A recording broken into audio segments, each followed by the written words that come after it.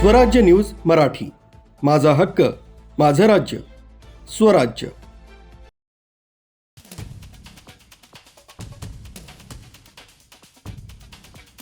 तब्बल 4 वर्षांनंतर मनमाड नगरपालिकेच्या निवडणुका जाहीर झाल्या असून सध्या उमेदवारी अर्ज भरण्याची प्रक्रिया सुरू आहे। मात्र अर्ज स्वीकृतीच्या 4थ्या दिवशीही नाशिक जिल्ह्यातील सर्वात मोठी नगरपालिका ओळखल्या जाणाऱ्या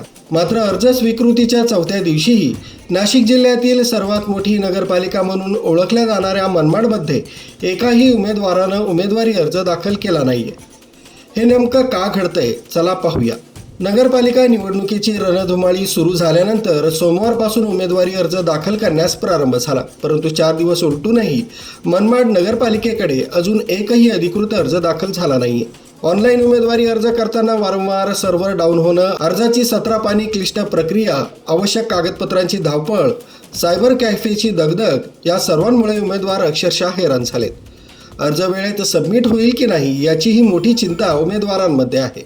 यात भर म्हणून राजकीय पक्षांकडून युती आघाडीबाबत अद्याप अधिकृत निर्णय न झाल्यानं अनेक उमेदवार संभ्रमात आहेत। नेमकं कोणत्या पक्षाकडून अर्ज करावा हा प्रश्न त्यांच्या मनात कायम आहे।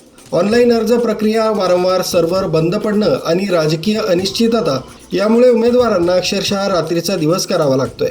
दरम्यान नाशिक जिल्ह्यातील 10 नगरपालिकांमध्ये पंचवार्षिक निवडणुकीची तयारी जोरात चालू आहे, परंतु मनमाडमध्ये अद्याप एकही उमेदवारी अर्ज दाखल झालेला नसल्यानं चिंतेची स्थिती निर्माण झाली। उमेदवारी अर्ज दाखल करण्यासाठी फक्त 3च दिवस उरले असून ऑफलाईन अर्ज करण्यास परवानगी द्यावी अशी जोरदार मागणी इच्छुक उमेदवारांकडून होत आहे। निवडणूक आयोगाने जी ऑनलाईन पद्धत प्रणाली अवलंबलेली आहे त्या प्रणालीमुळे प्रत्येक उमेदवाराला फॉर्म भरण्यासाठी मोठ्या प्रमाणात अडचण निर्माण झालेली आहे।